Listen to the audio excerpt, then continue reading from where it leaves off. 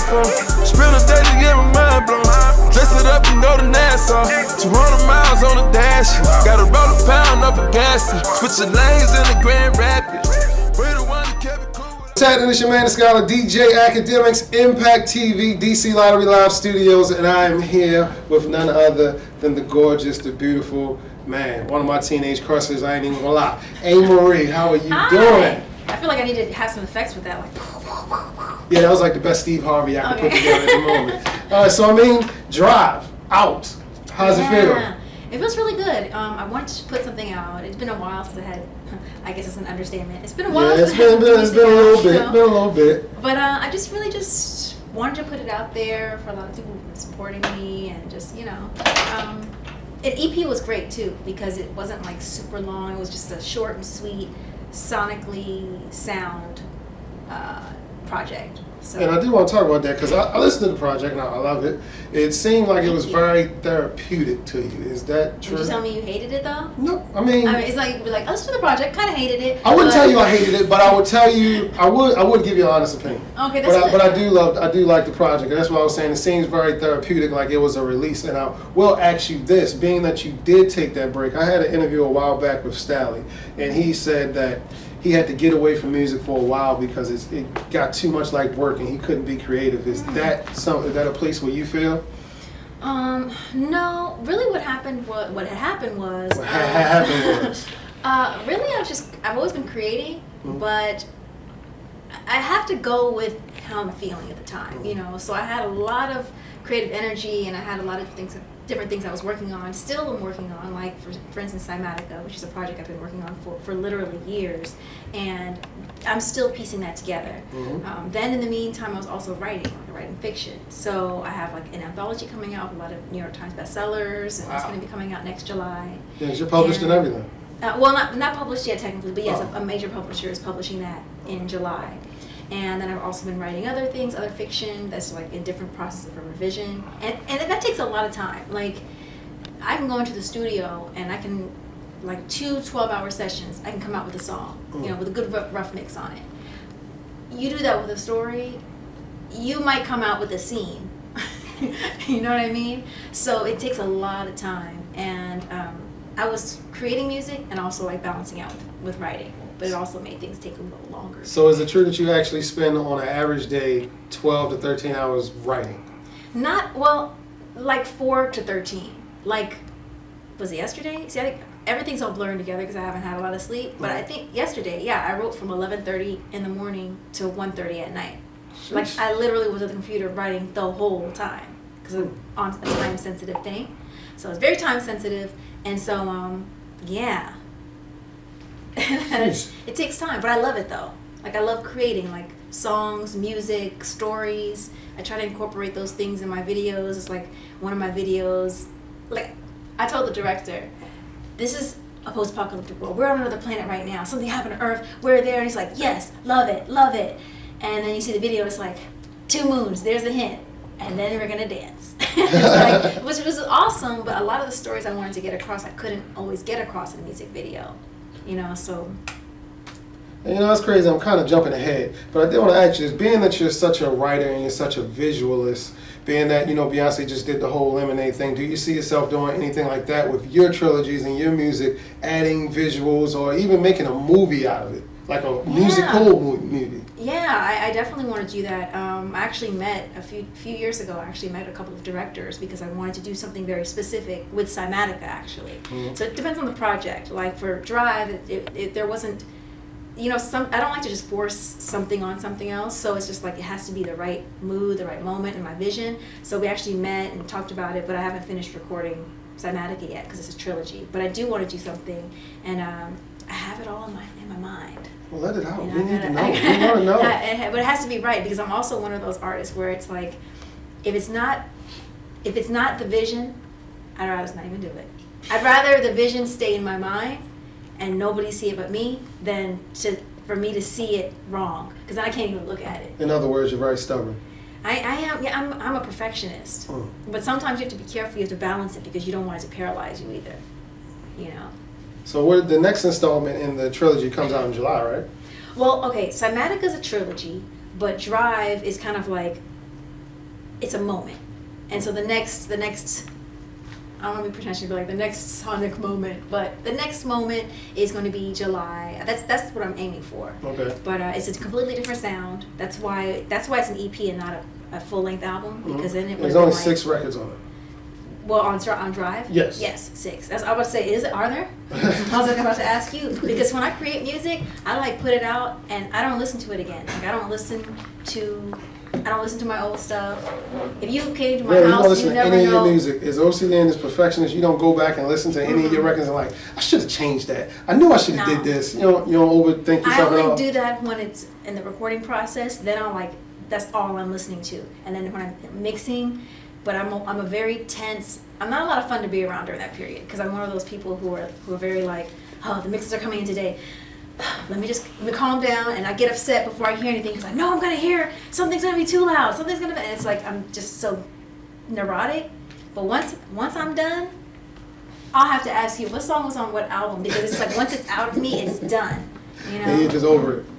And it's finished. Yeah. And that was your problem with more of the big labels, because you said they moved too slow, because you wanted to hurry up and put it out as soon as you recorded it and get on to the next thing, and they were just moving too slow. Yeah, they do move slow. Now it's not bad. I understand it, because when you have a big company, they have the checks and balances. They have to make sure if they're going to spend the money, and I get that. But it's like I'm so like, okay, it's done. Like if you came to my house, you probably no one would know that anyone who does music lives there, because I don't really have pictures of myself anywhere. I don't have my albums anywhere, and so I'm just like, really? It's to me, it's like I have to create it, because I'll go crazy if I don't create. And then once it's out, I can breathe, and that's it. That's what it is for me. I would have never thought that. Yeah, that's it.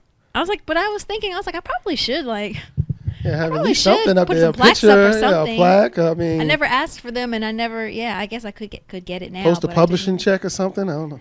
Yeah. No, I don't have any of that. So have they been treating you good? Who? The publishing over the last few years. Oh, he's pretty good. I mean, I released like Gotta Work is a song that was off of my international album, and that was something that was never released in the States. But actually now I saw the single. You can buy it on iTunes now. But it's been used for a lot of different things, like television shows. A lot of movies use it. A lot of network TVs. I'm like, oh, they didn't mind that, like such and such network just use it, but I guess not. Okay, sure. Yeah, sure. I don't mind. You've been away from the scene, but you ain't been missing the check. You still eating good. And besides that, you're back in the studio with Rich. How's that been? We're not technically back in the studio. Oh, but I'm sorry. But we have been in the studio. We've always talked about working together too, but it depends, because he actually stepped away from music for a while. And but we got together again and did something out loud, and we'll see how it goes too for Is it true that we're always going to work together, though? Oh, okay. We'll always work together. No, it's like a brother and sister relationship. Yeah, we just have great chemistry. Like, we make really good music together. We understand. We speak the same language. And there are not a lot of people that I have that relationship with, musically. So even when we got into record out loud, it was crazy, because it was like no time had passed. You know, when you see someone and you haven't seen them in a long time, but you just pick right up. Pick right up. It was exactly like that. Is it true that you guys met in a McDonald's parking lot and you started singing for him right there? Well, not exactly. Okay. What had happened was... what had happened was... A friend of mine, Rhonda Berry, I'm not sure if you're familiar with him, but he was working with a lot of clubs and stuff back in the day, and he knew Rich, and he also knew me. He actually only knew that I sang. That was really it. And he knew that Rich was like looking for somebody. And so... he just told me, hey, my boy is a producer. And I was like, okay, everybody's boy is a producer. All right. And he's Thought it was a corny come on. Well, not from him, but it's just like, he's looking for someone. I was like, okay, we'll see how legit this is.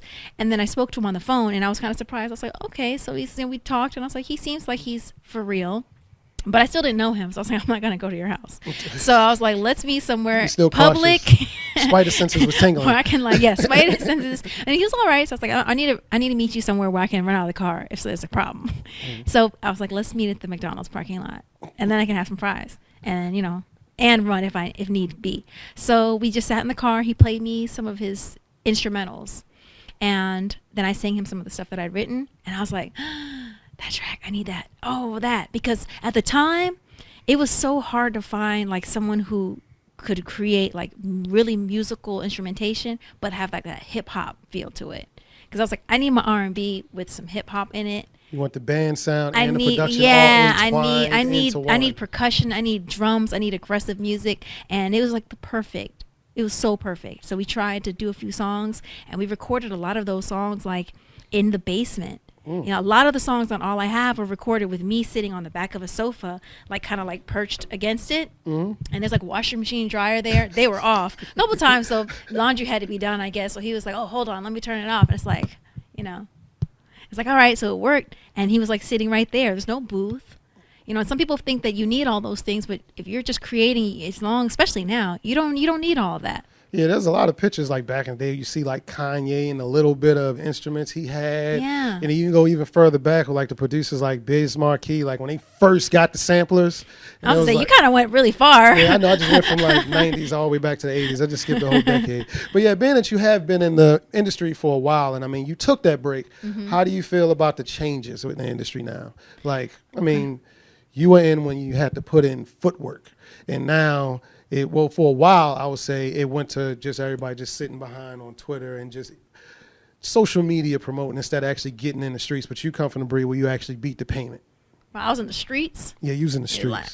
Well, you know, okay. Seriously though, I think you still have to put in the work because, like, the internet has democratized everything, whether it's music or just people's voices. If they have something to say about politics, or they want to make funny skits on YouTube, whatever it is.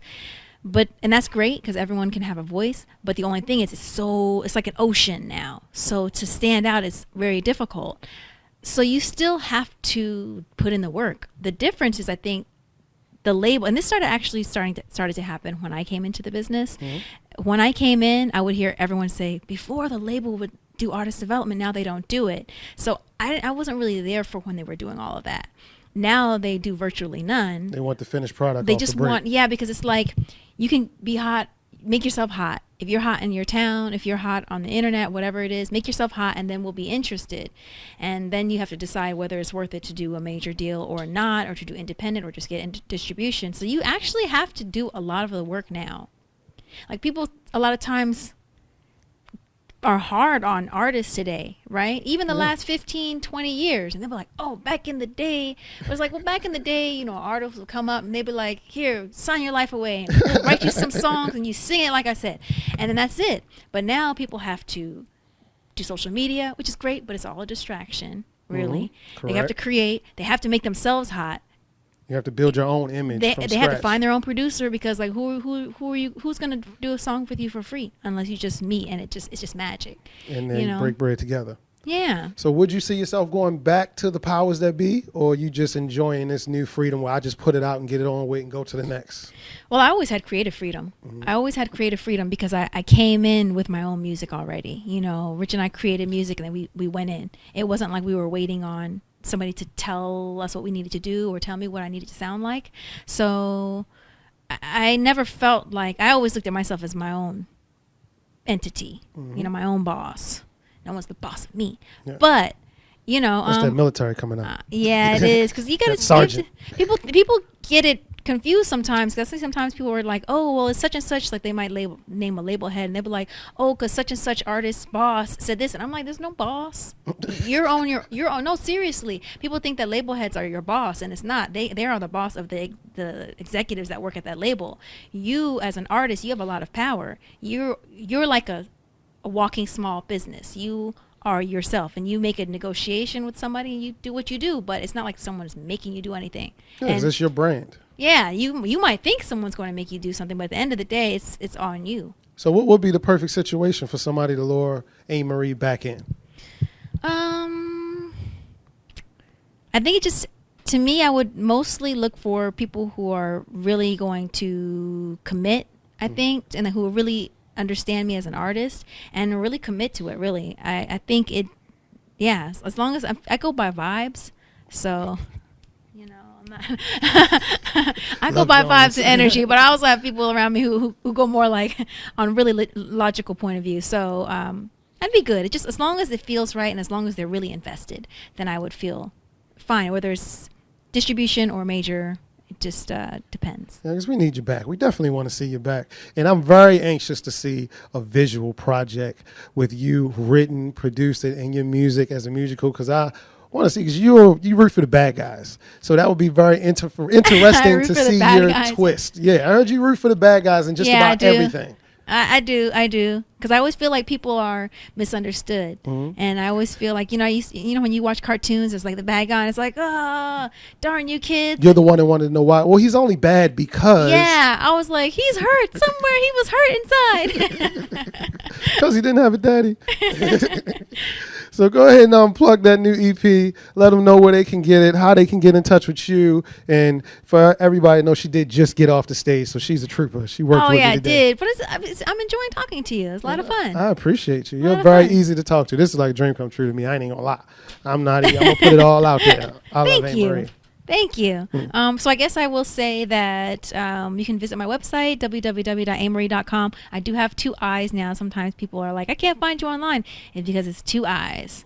That's what it is, 2 eyes. And then from my website, you can find out all the new music, new Drive EP, anywhere music is digitally streamed /sold. And I have a YouTube channel. Oh, yeah. Books, Beauty. We didn't talk about that, the book. Books, Beauty, Ameriie. Because I wanted somewhere where I could go to just talk about books all the time. And I read like 50 to 60 books a year. Sheesh, and so I was like, a book a week. I need to, actually, a book a week. Probably it's like a book and a half a week. More like a book a week, because sometimes then I won't be able to read a lot. Yeah, because your schedule now. Yeah. Just so kicking back up. Yeah.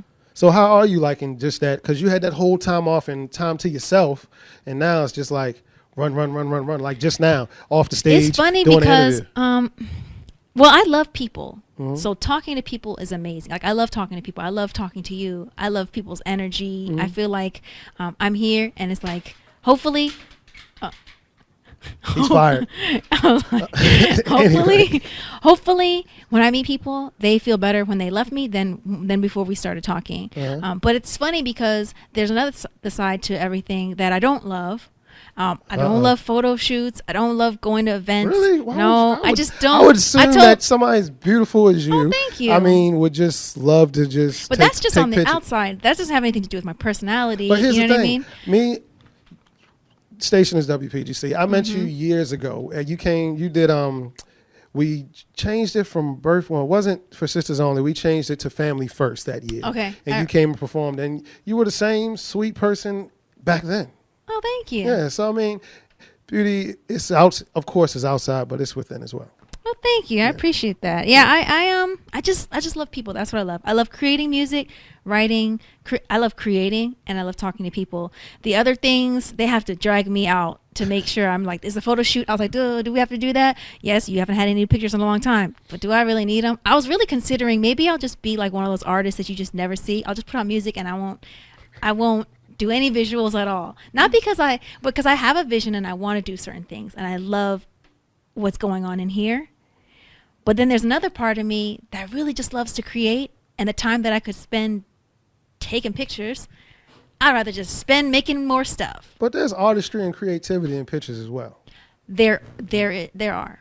But if you saw me as a kid, I just never loved taking pictures. But that's just a part of one of the things that come with the territory. So I do it. People got to see your face.